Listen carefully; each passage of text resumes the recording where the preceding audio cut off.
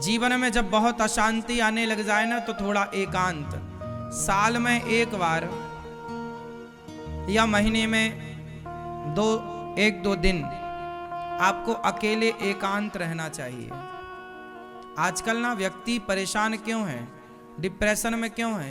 क्योंकि वो एकांत में नहीं रह पाता। हर जगह कोई ना कोई है। हम तो कहते हैं कि कुछ समय के लिए आप अज्ञातवास में चले जाओ,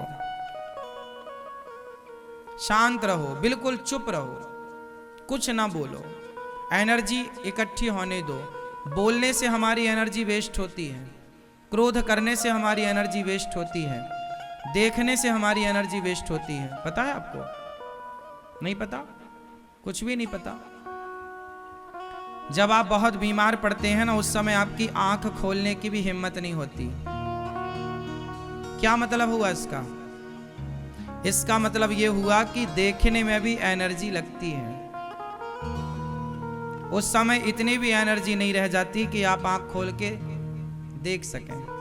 इतने वीक हो जाते हैं आप, कमजोर हो जाते हैं कि वो आंख खोलने की भी हिम्मत नहीं है। मतलब आंख खोल के देखने से जो एनर्जी वेस्ट होती है, वो एनर्जी भी आप खो चुके हैं। इसलिए थोड़ा आंख बंद कीजिए, मुंह बोल। आपको क्या लगता है? आप बताइए, सबसे ज्यादा एनर्जी कहां किस में वेस्ट होती है?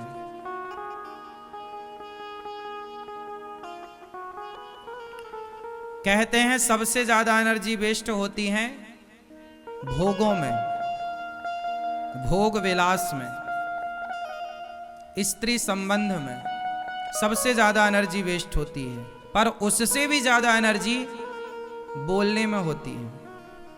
उससे भी ज्यादा एनर्जी वेस्ट होती है बोलने में। इसलिए तो संत कहते हैं ब्रह्मचारी बनो, विषयों का सेवन कम करो। जो एनर्जी भोगों में जा रही है, उस एनर्जी को संभाल के रखो और उस एनर्जी को ईश्वर की प्राप्ति में लगाओ। मोड़ दो, विषयों से हटाओ और ईश्वर में लगाओ। क्योंकि देखो, हमारी नाभि जो है ना, हमारे शरीर में नाभि होती है, वो नाभि हमारे शरीर का सेंटर है। हमारी बॉडी का सेंटर क्या है? नाभि।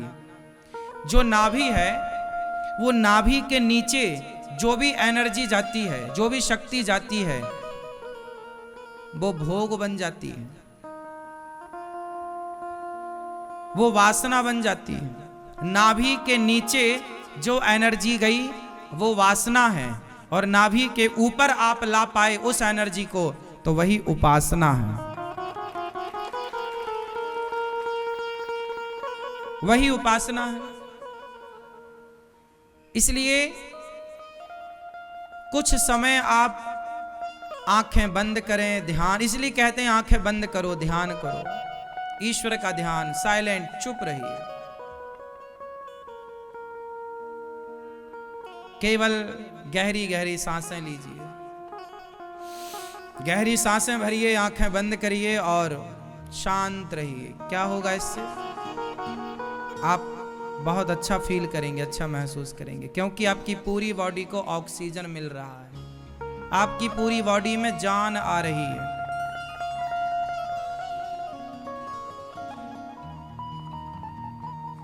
जो सेल्स केवल बिगड़ते हैं, वो बनने भी स्टार्ट हो जाएंगे। पूरी बॉडी साफ हो जाएगी आपके ऑक्सीजन से। इसलिए आप हर थोड़ी थोड़ी देर में गहरी सांस जरूर लिया करो। रीढ़ की हड्डी सीधी करो और मुंह बंद करो और नाक से गहरी सांस भरो। पूरी सांस अंदर लो, पूरी छोड़ो, जाने छोड़ते रहो, छोड़ते रहो। पूरा पेट खाली होने दो, पेट चिपकने दो पीठ की तरफ। फिर गहरी सांस भरो और आंखों को बंद रखिएगा। उस जो गहरी सांस आपने भरी, उससे थोड़ी देर अंदर रखो, समेटे रखो, अंदर भर के रखो से अंदर। आंखें, ओ मेरी बहन, नहीं बंद हो पा रही हैं तुम्हारी आंखें, क्या देखना है? मैया कर लो बंद, मेरी माँ गुटर गुटर देख रही हो।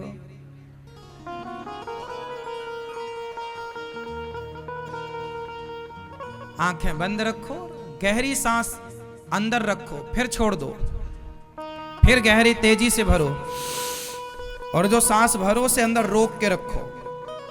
वो ऑक्सीजन आपकी पूरी बॉडी में सप्लाई होनी चाहिए। थोड़ी देर मतलब 10 सेकंड तक उसे रोक के रखो।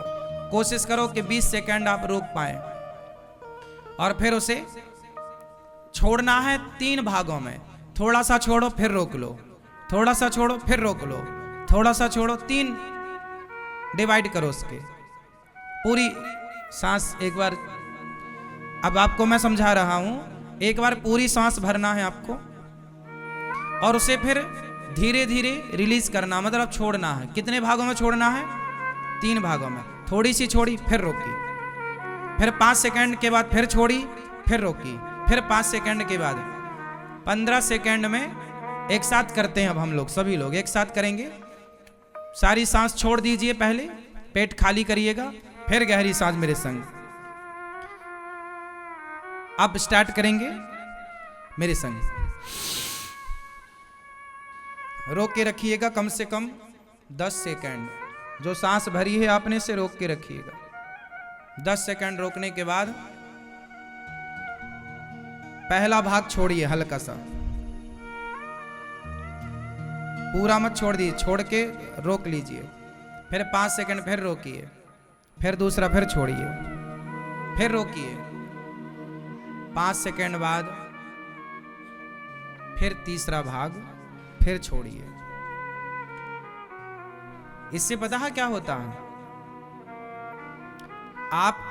आपकी बॉडी को बहुत तेजी से आपके शरीर में ऑक्सीजन लेवल बढ़ जाएगा। आप चेक कर लीजिए, आजकल तो मशीनें आती हैं।